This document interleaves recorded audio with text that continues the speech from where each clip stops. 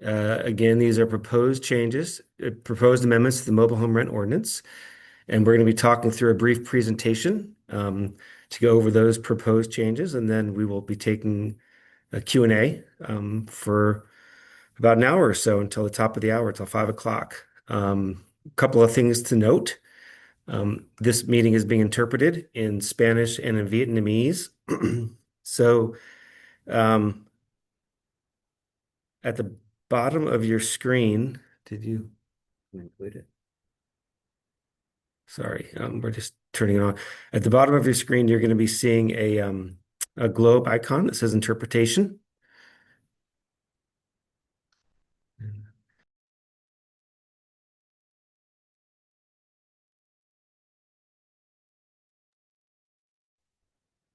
It is. It's there. Okay. Sorry for that. You'll see the globe icon at the bottom of your screen. For interpretation, you can select Vietnamese or Spanish, your preferred language. Um, and if you don't see the globe icon, then click the three dots where it says more, and you'll see a button there for interpretation. So again, being interpreted in real time in Spanish and Vietnamese.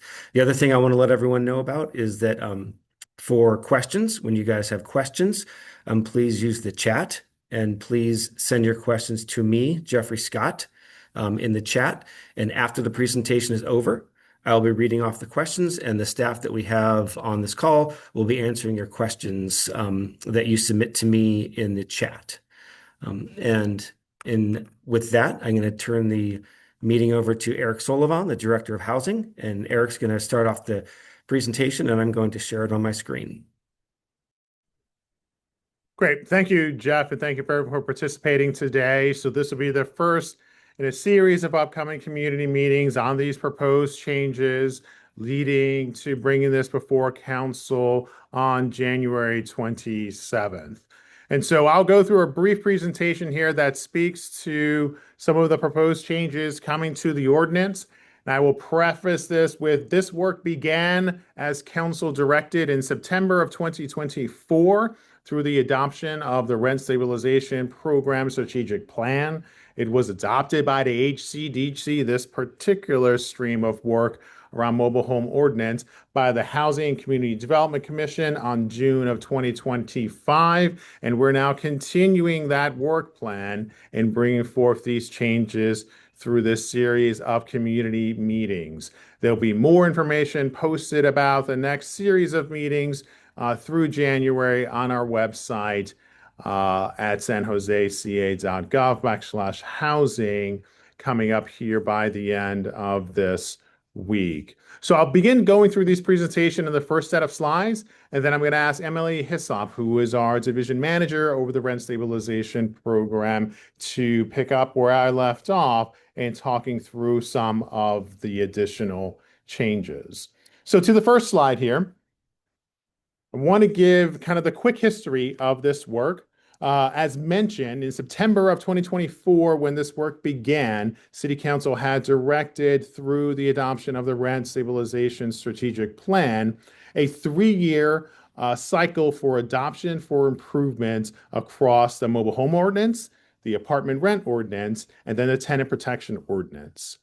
Since that time, from September 2024 to current, there has been additional council direction given to the department regarding each of those 3 different lanes: tenant protection ordinance, apartment rent ordinance, mobile home ordinance, to which we have furthered our work in the execution of this work plan. In summary, the 4 primary changes that we are looking to execute as directed by council is to first improve data collection. One of the challenges within the mobile home ordinance is that we did not have a really robust and updated set of regulations, which limited our ability to collect data, to appropriately process different forms of petitions and fair returns. And so this is an opportunity to collect that data to better understand the challenges of tenants within the portfolio, as well as the challenges by landlords and the management of these sites that are located across the city. The second item is around increasing transparency. With 33-year-old regulations, and we'll talk more about that here going forward, it is difficult to be able to provide the types of data needed regarding program performance, both on the resident side and on the mobile home park and landlord side. So in order to get to that increased transparency, we needed to get to a more robust collection of data, as well as make improvements to our overall program administration. And we'll get into some of those details later in the presentation. The third item is around improving and streamlining program administration. So this third item builds on items 1 and 2. We need to get better data to improve transparency, to then improve our overall communication with both residents as well as mobile home park owners and landlords in order to streamline operations, provide a clearer path for residents as we will establish in the proposed ordinance more clear path for resident rights, and we'll talk through that, as well as the creation of a rent registry. We'll talk through that as well as a cap in a specified property for executing on capital repairs. We'll talk through that as well, and a change to the decontrol process, increasing that percentage of capture for new residents coming into mobile home park sites. So part of this administrative cleanup and streamlining is to improve our overall customer service to both residents and mobile home park owners and landlords. And the last item that was adopted in the strategic plan that is applied specifically here for mobile home ordinance is accessibility of mechanisms for residents to enforce their rights and owners to achieve fair return.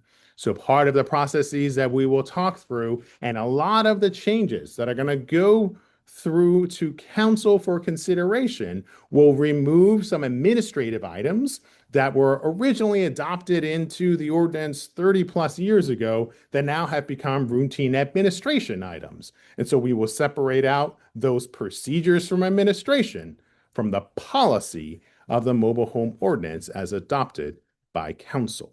And so those are the 4 quick items that we are looking and have been charged to by council to look at for both the mobile home ordinance and the other 2 ordinance, which is work on the plan to be done in 2026. Next slide, please. So this is a quick layout of where the mobile home parks are located throughout the city of San Jose. There are over 10,000 spaces throughout the city. They are highly congested in roughly 4 council districts, with District 7 being by far the largest contingency of both parks and spaces, followed by District 10, 11, and 5. Other council districts have very few placements. District 1 doesn't have any. But this is a good place-setting map to understand what is some of the challenges in program administration, given the variety of locations of these parks, and 2, the sheer size of the portfolio and why we are looking to implement some of these changes as directed by council to bring it forth for their consideration. Next slide, please. And so as I started out, here's just, again, a quick rehash of the history, which is back in 1979 when this was originally created, and then updated in 1985, and then in 1992. And in 1992 was the last time these regulations were updated. And that is why we have the challenges we do around data, transparency, and efficiency of program operations, as well as administration, and why council directed us in September of 2024 to bring forth improvements. And the Housing Community and Development Commission had adopted this work plan for bringing forward in June of 2025. And so the stated purpose of the MRO, quickly listed below, is what guides this work for executing on this work plan and why we are focused on providing a consistency of resident rights that are carried forth from the TPO and the ARO, bringing that into the mobile home ordinance, while we are looking to provide a clearer path for individuals who are looking to execute on some capital improvements and how we put limitations around that, as well as expanding some other initiatives to get to clarity of program administration and operations. And now I'm going to turn it over to Division Manager Emily Hissop to walk through the changes. Emily? Thank you, Eric, and thank you everyone for joining this afternoon. Next, I'll have Jeff move the next slide. So the summary of our proposed amendments are to reflect changes in state law. This is what most of these amendments concern. To remove expired provisions, to make some changes that really separate policy from procedure, where policy is in the ordinance and anything dealing with procedure is in our regulations, to add some renters' rights, to enhance the already existing park rent registration, to add a specified capital improvement process, which I will explain at a later slide, and to revise how vacancy decontrol occurs. We will also explain that later in the process. Next slide.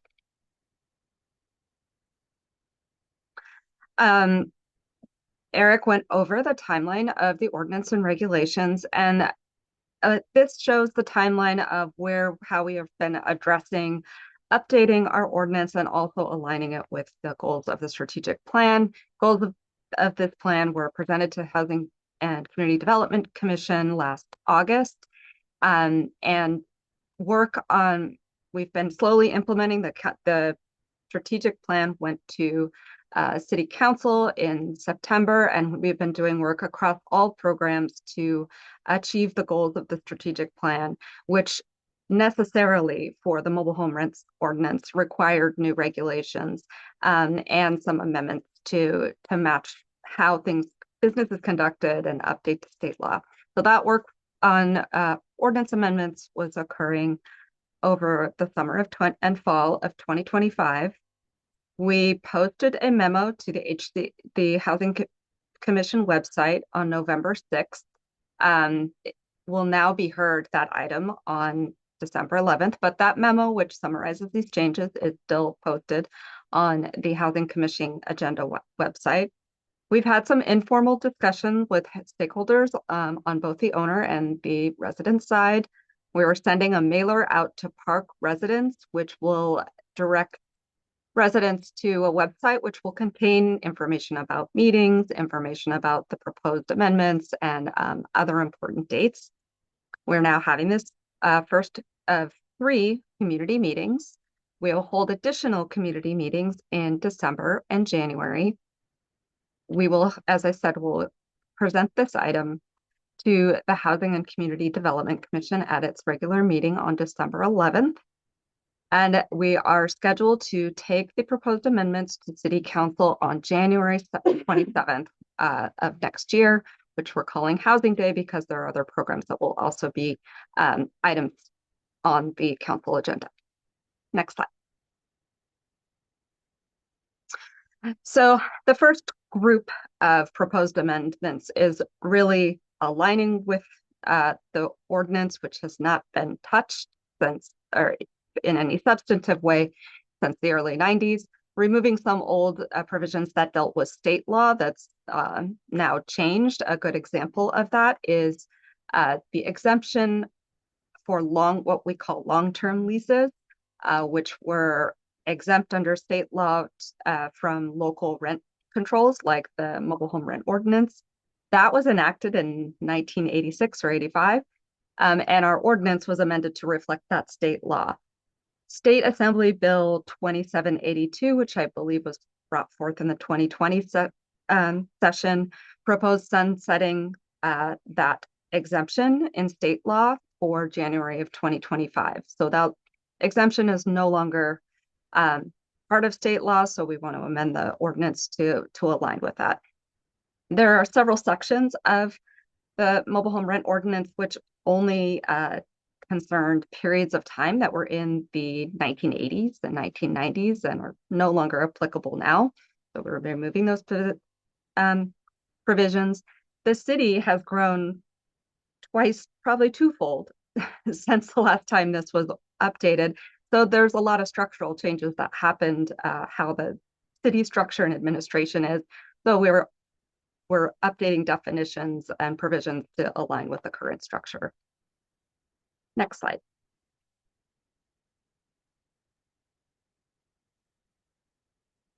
As we mentioned before, this is the separating policy from procedure.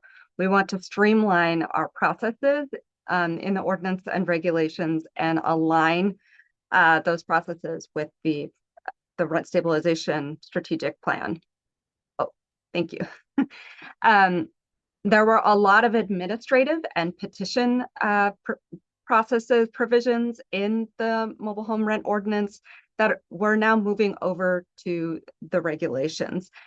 When this ordinance was enacted, these rent stabilization programs were fairly new, and a lot of things were put in the ordinance, which common practice is to put them in regulations, which are more flexible and can change with adapting technology and time.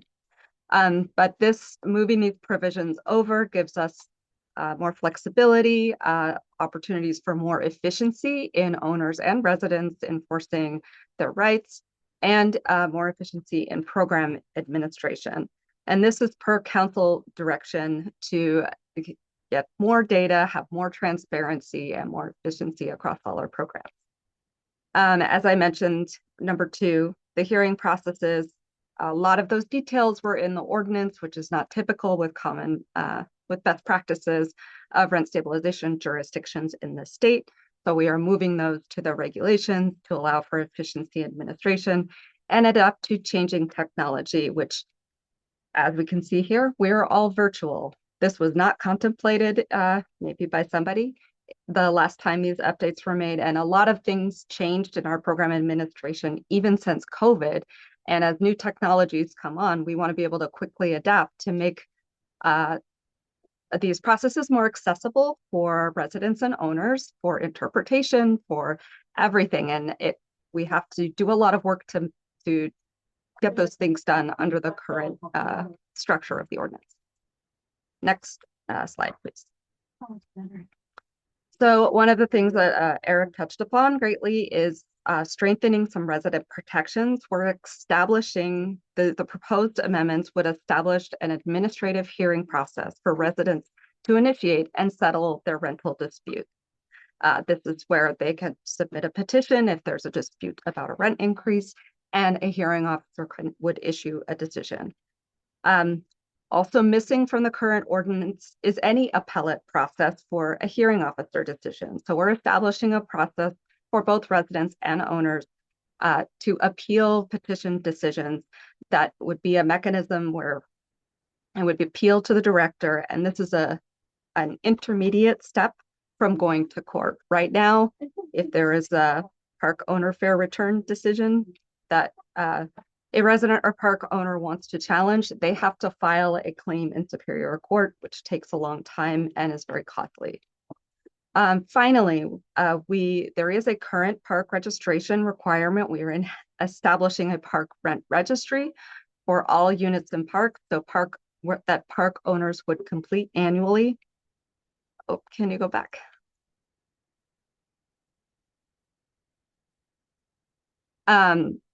And they would be required to share to update their information annually before implementing any rent adjustments. This is a way for the city to have data on changes in tenancies, accurate owner and park manager information for disasters and other reasons.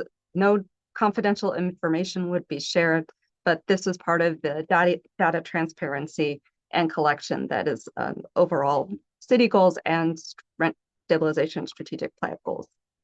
Next slide.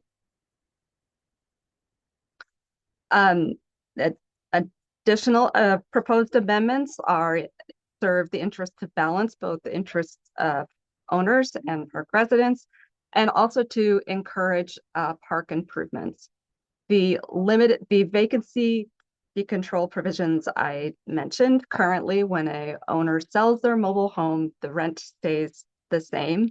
What is being proposed is when a mobile home is sold to another owner, that there is a one-time allowable rent increase of 10%.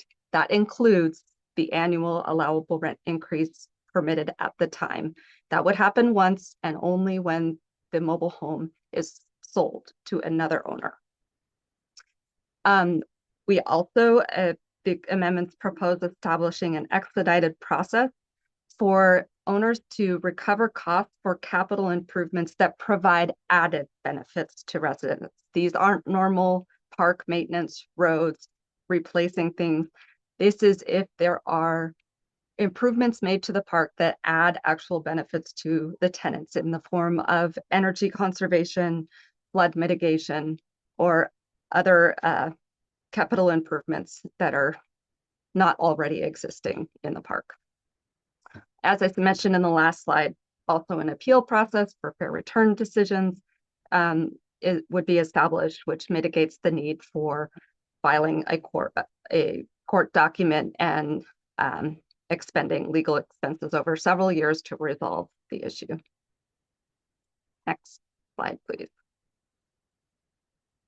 Eric, do you want to close this out? Yes.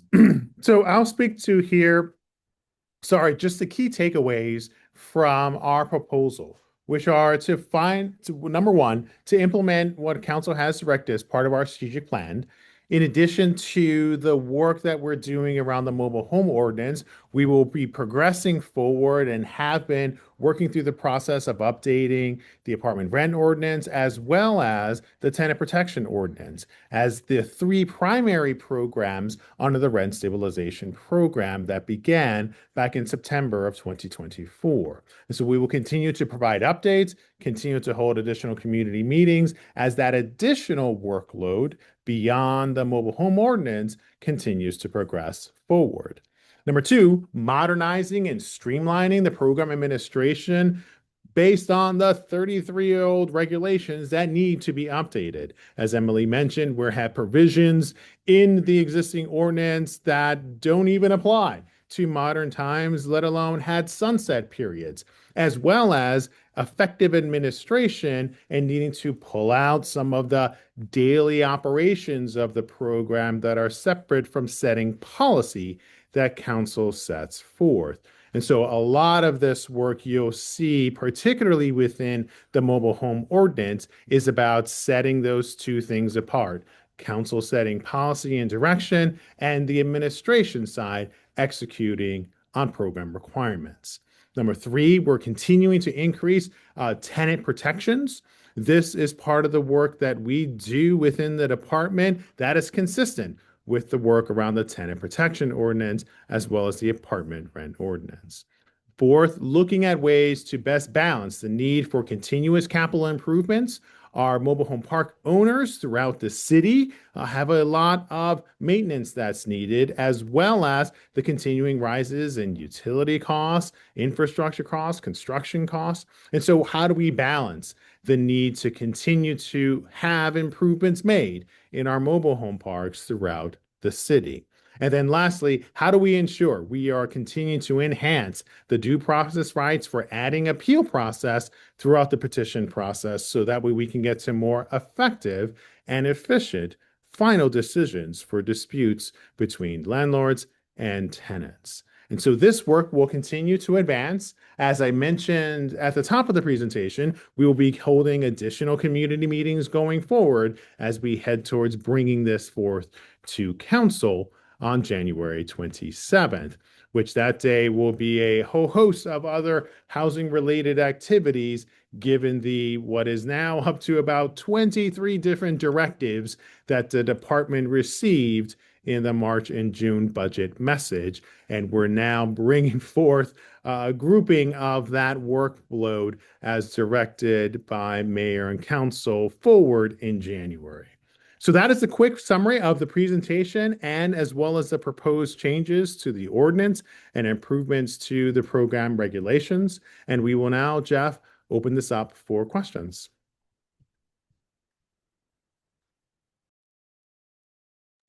All righty. Thanks, Eric. Thanks, Emily. Okay, just a quick reminder for people who want to ask questions, please use the chat function and send your questions to me, Jeffrey Scott, and I will read the questions off to Emily or Eric and any other staff members who may be able to help answer them. So let me just go through the list here and find the first one.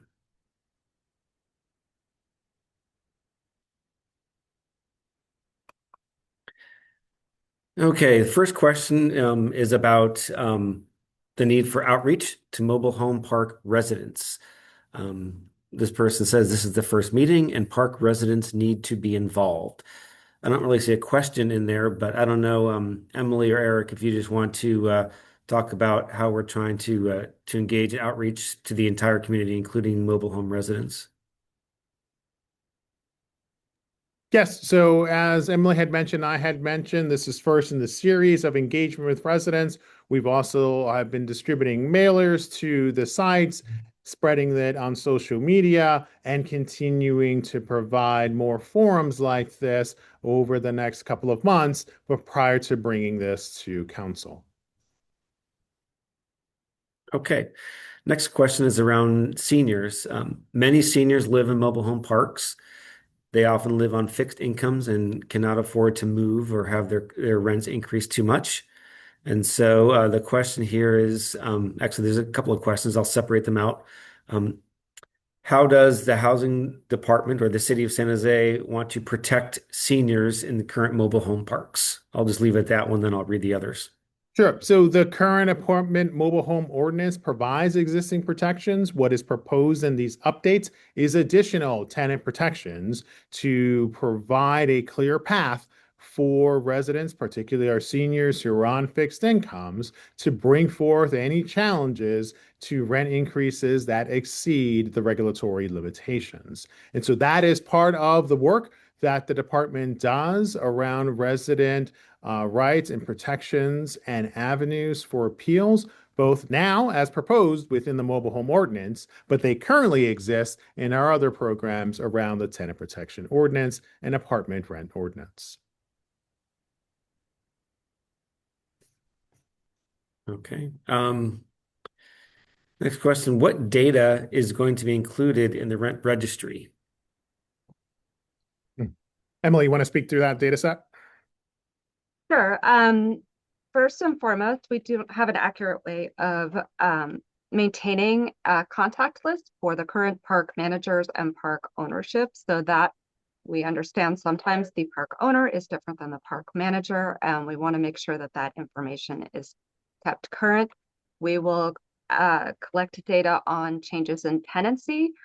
Right now, we don't have any insight into how many mobile homes are owned by a park or a third-party individual, but are rented out. So we would collect that information as well and have a better understanding of, as the city has an interest in home ownership, we'll have a better understanding of how many mobile homes are owned by third parties. Having rents reported will help us protect resident rights. So if we are getting notification of rents that exceed where they had a rent increase that exceeded the allowable maximum, we can do outreach to tenants, but we will not be, unless it's voluntary, we are not collecting any other personally identifying information. This is to align it with what we already do for our apartment rent units that are covered by our apartment rent ordinance. We collect all that information from owners each year. And also to have a better understanding of how utilities, if there is sub-metering or if it's a master metering park, to have some insight into how those costs are handled and help residents resolve any disputes related to those costs of living as well. All righty. Next question. Is there a concern that the proposed 10% increase that you mentioned will eventually make mobile home parks unaffordable? Well, I guess I'm just trying to understand kind of the direct connection there. So, what is proposed on the decontrol is to allow for landlords to capture a 10% increase at the time of vacation of the unit by all occupants. So, one quick exemption here, as Emily had articulated, if there is a couple living in the unit and one moves on and the other stays, this 10% decontrol does not apply. And so this is very specific to ensuring that there is sufficient capture of potential increased revenues to make adjustments based on existing cost structures for operating the sites to capture that revenue, put it into capital improvements, as Emily had mentioned. The nexus between those occurrences of increases and general unaffordability of the sites difficult mathematically to prove that, just given the existing allowable rent increases on an annual basis and given the relatively low turnovers in terms of total percentage of the over 10,700 units at the site, to draw a causation between that increase and then general unaffordability within the portfolio. And so the policy brought forth ensures for the capture of funds at the time of unit turn to allow for investments in continued capital improvements across the sites. Okay, the next question is the person's asking for more detail on how capital improvements and fair returns, how those potential rent increases are going to be calculated. Emily, you want to go into some of that detail? Sure. I first want to clarify that the specified capital improvement process we discussed is not regular maintenance or replacement of existing capital improvements. That would be part of a fair return petition. One of the things, the goals of cleaning up in the regulations is a more streamlined process for owners to file fair returns and for residents to fully participate. For those who aren't aware, if residents can bring other claims if an owner files what we call a fair return petition. This is the owner asserting that their revenue minus expenses has not kept up with the rate of inflation since the ordinance was initially enacted. So that's since 1985. And we have an inflationary measure. And as part of that process, residents can bring other claims about services lost or deferred maintenance or other issues in the park. Right now, it is a very resource intensive process. We want to make it more efficient and effective and codified, so hearing officer decisions are consistent and owners and residents have a more efficient way to appeal different conclusions of the hearing officer decision. It's not going to increase anyone's fair return. This is the same calculation and process. It will require less resources of staff and a more efficient and accurate process. So we don't anticipate if an owner is getting an additional increase upon the transfer, this may, if that increases their revenue slightly too, and it may avoid future needs to file fair returns. We don't get them very frequently, and none of the changes in the ordinance would make it the fair return process any different as far as the outcome. Okay. Next question is about the dates of the future community meetings, and I think I can just answer that one. We don't have the exact dates yet. In the next several days, we'll be announcing the dates for community meetings in December and January, and we are aware of the holidays, and we will schedule around that. And again, we will be publicizing those dates in the near future as soon as we have them. Okay. Let's see here.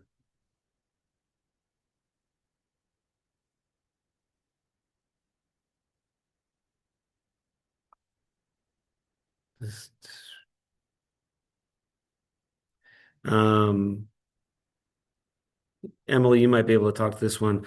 Are we able to distribute flyers inside of all the mobile home parks? And if not, why? As part of getting the word out for this meeting and the HCDC meeting, we've sent emails to some of the owners so that we have emails out, but we have to ask permission. Parks are private property. We also value our partnership with park owners. At least 9 or 10 parks posted the the flyer in their community room. But again, it's private party, and we would want to get permission and partner with our park owners before we make any attempt to distribute flyers on parks. But we are planning mailers through the U.S. Postal Service. Okay, next person is concerned that the 10% rent increase, again, and in very specific narrow situations that you've described, that the 10% rent increase may be arbitrary. Do we have an explanation as to how we came up with the 10%? One, in looking at rent stabilization jurisdictions across the state, I believe there's over 100 jurisdictions that regulate mobile home rents. At least 40 or over 40 have vacancy control, like San Jose currently does. And of those 40, something around 20, or I will have this data later, but it was 15 to 20 have, or sorry, 20 to 25 have what they call limited vacancy to control, where they allow a one-time increase when the mobile home is sold. These run the gamut. These can go up to 20%. Some have other decisions, but there were at least, I believe, 10 that were 10%. There's this in the past, there was before the mobile home rent ordinance was regulated to a percentage of CPI. I think this was in the early 90s. A 5% annual increase was allowed. And when the mobile home rent ordinance was part of the apartment rent ordinance, it was one from 1979 to 1985, there was an 8% allowable increase. If we give a 10%, if there's a 10% increase allowed, really the differential is 7, because as most residents know, every year the maximum allowable percentage works out to be 3%. So it's really an additional 7 on top of the annual 3% that's allowed, which is below the 8% that the ordinance historically was, but above the 5%. And it's in line with what many other jurisdictions do.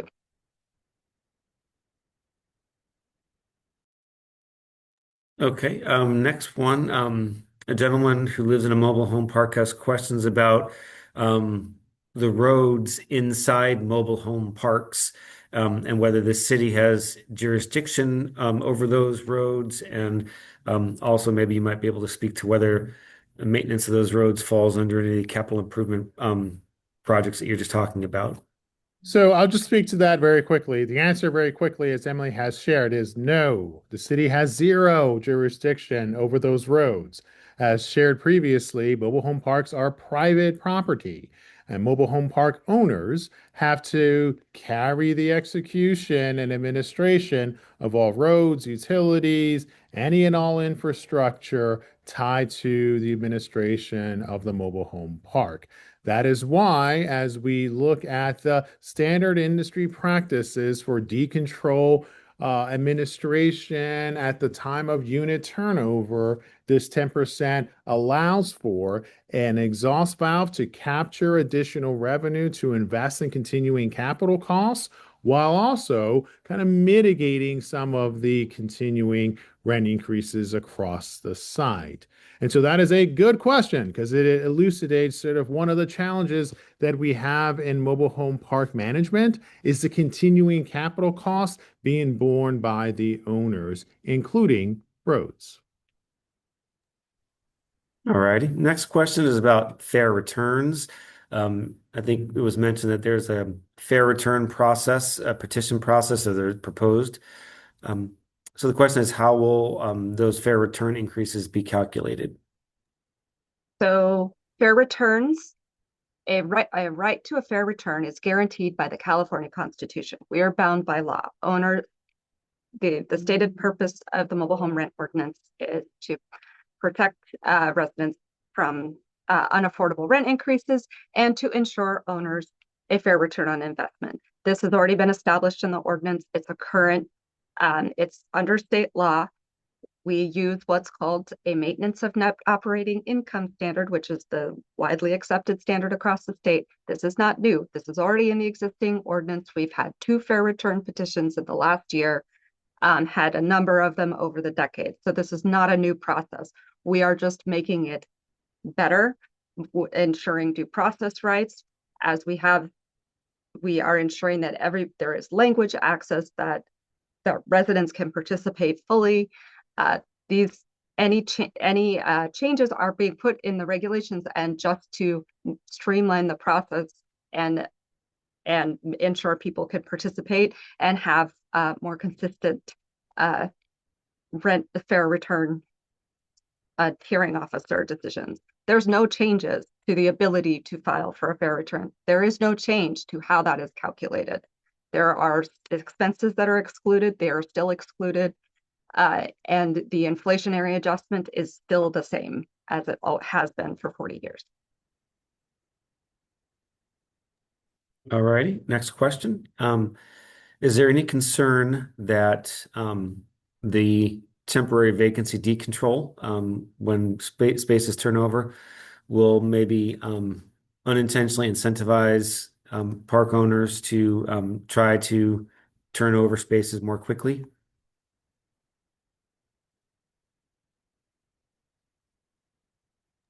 I'm not under, can you restate that question? Yeah, so this person is wondering if the decontrol, the 10% increase that's allowed after decontrol when the space turns over, if that might incentivize mobile home park owners to try to find ways to turn over spaces more quickly than they otherwise would. Well, I welcome to see evidence of that. I guess part of the limitations that we've also put on decontrol is that as new owners are coming into the site, they have to establish primary residence at the site. And we're going to be mitigating what we've seen as small trend, but nonetheless a trend of temporary owners coming in, doing facade improvement, and then flipping the site. So we're going to be mitigating that through the regulations. I guess it would be difficult for owners to get around some of those mitigations with an intent to increase a lot of these flips. Again, the mobile home park units themselves are owned by owners. They have limitations on their annual rent. They have limitations on capital improvements. They have limitations through regulations on mitigation of future owners. So it would be a bit of a challenge to utilize the decontrol process as a means of incentivizing turnover.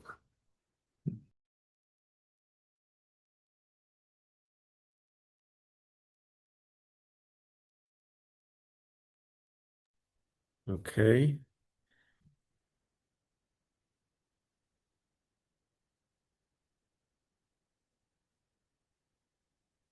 So I'm just going to read this one verbatim. I don't know if I fully understand it. It says, if the 10% increase is to be restricted to capital improvements, then why would the capital improvement chargeback need to go to the mobile home resident? I think some concepts are getting confused. The the 10% is just one time when mobile home is sold. The other proposal that we're introducing is what's we have in the apartment rent ordinance, is if an owner would like to do some improvement in the park that provides added benefits to residents, they can petition to pass through a portion of those costs onto the residents that are benefiting. This would go through an administrative or hearing officer decision that tenants could participate in. It doesn't immediately happen. This is something completely separate from the one-time 10% increase upon sale of a mobile home. Thanks for clarifying that. All right.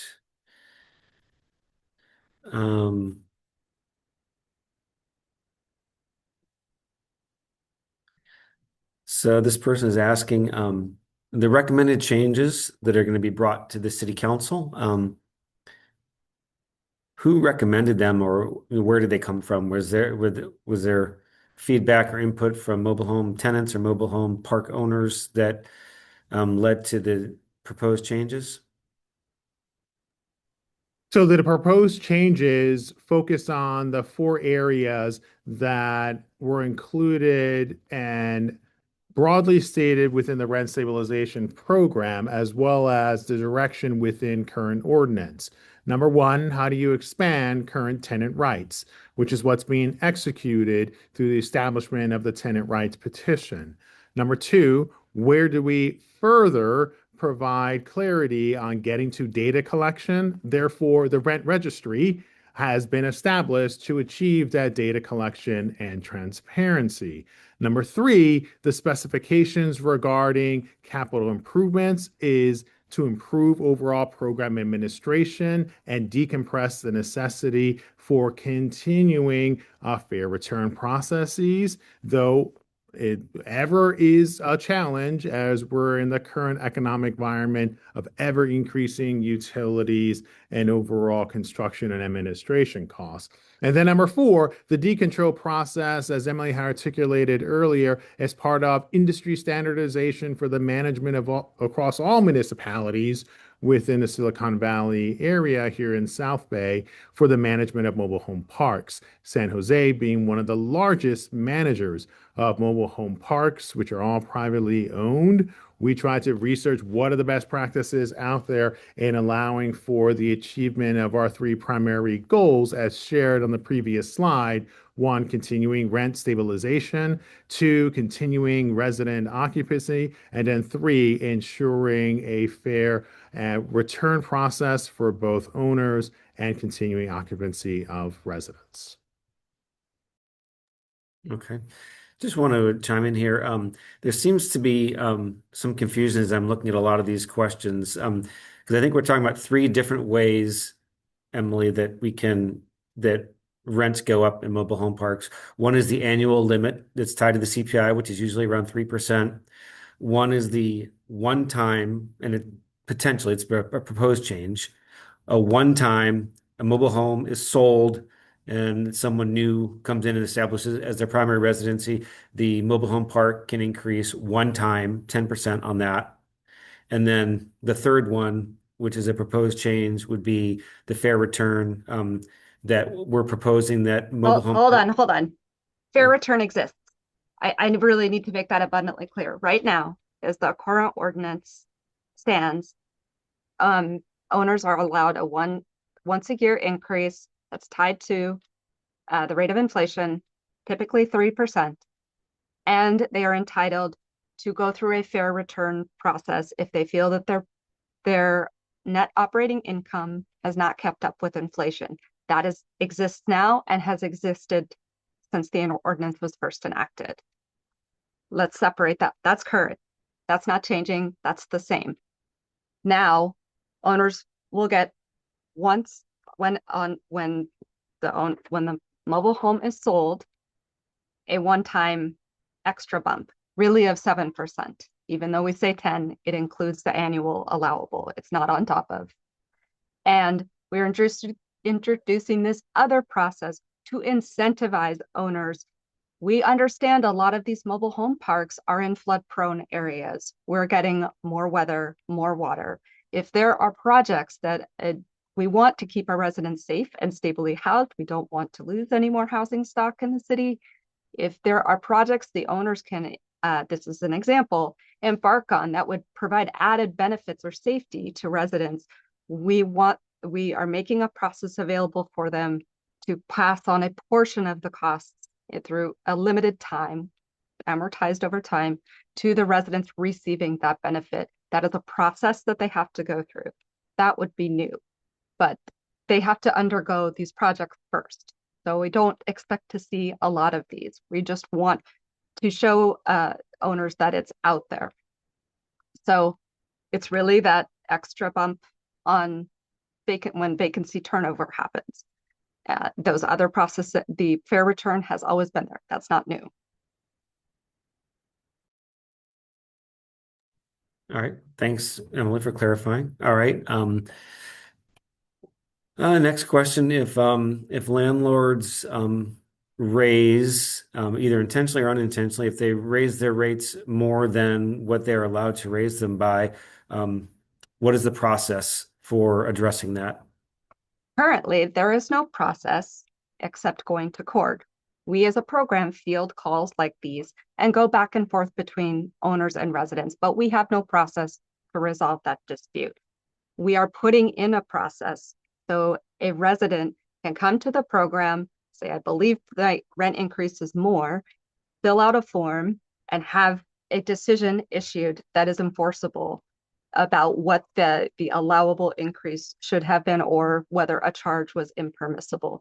So this adds a process for renters to enforce their rights without having their only recourse be going to court.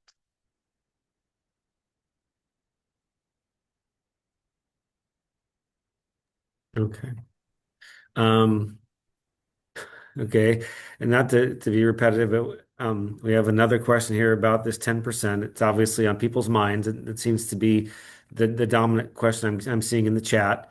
It says, if fair return exists, then why is the 10% also needed? So let me just jump in here and I'll ask someone to provide more detail. So as she has been articulating, these are two separate processes. The 10% return is a way to capture additional revenue at the time that the unit is sold. That additional revenue can be invested into ongoing capital improvements. Fair returns are about a generalized challenge to what is the 3% caps on overall rent increases and can also be evidenced through a need for ongoing capital improvements. That is an entirely different process. As Emily mentioned, we've only had about two of those. Overall fair returns, if they are approved, lead to substantial rent increases, which is not the design of rent stabilization. And so, what the process and opportunity provided through the vacation of all existing tenants at a site at the time of decontrol, so no existing tenants are impacted. This is new tenants coming in. It provides an opportunity for rent capture that can be invested in the ongoing capital needs at the site. This is both a fair and balanced approach by expanding out significant resident rights, as Emily had articulated, providing a clear petition process, providing more rent registry knowledge and data regarding existing rents, which will further evidence the need to maintain and have further programmatic oversight over rents administered over residents at the sites, and as a balancing act, allowing owners to capture additional rents on new tenants coming into the program to address ongoing capital needs. So, two different pathways. There are points of intersection. These are two very distinct pathways between fair returns and the proposed changes to the decontrol process. Okay. Eric and Emily, thank you very much for going over this. I know it can be confusing for people. We appreciate you guys trying to clarify all the different elements that are being proposed. So I think I've gone through all the questions. I just want to again reiterate for some people, for everyone listening, that there will be the HCDC meeting when this will be brought up again in December. I believe it's December 11th. We're also going to have more community meetings, one in December, one in January. We will be promoting those dates, publicizing those dates as soon as they are set. So please stay tuned for that. So there'll be multiple additional meetings before the city council meeting when this will be discussed, which is January 27th, 2026. So there'll be several more public forums to discuss this. And then as far as today's meeting goes, for any of you here, or anybody who registered but wasn't unable to attend, we will be posting the presentation that Emily and Eric went through. We will also be posting video and a transcript of today's meeting, so you can access that yourselves or share that with anybody who was unable to be here. Just give us a few days. It usually takes me a few days to get that stuff up on the website, but within a few days, all that will be there. And everyone who is registered for today's meeting will receive an email from us that will have the link to, again, the video, the transcript, and the presentation today. So I think with that, we can let people go. But Emily and Eric, thank you very much for your time today. And thank you to everybody who dialed in today and participated in the meeting. We appreciate it. Thank you. I'll quickly add that the slides will be translated into Vietnamese and Spanish. And when we have that ready, they will also be available on the website and for future presentation. Thank you.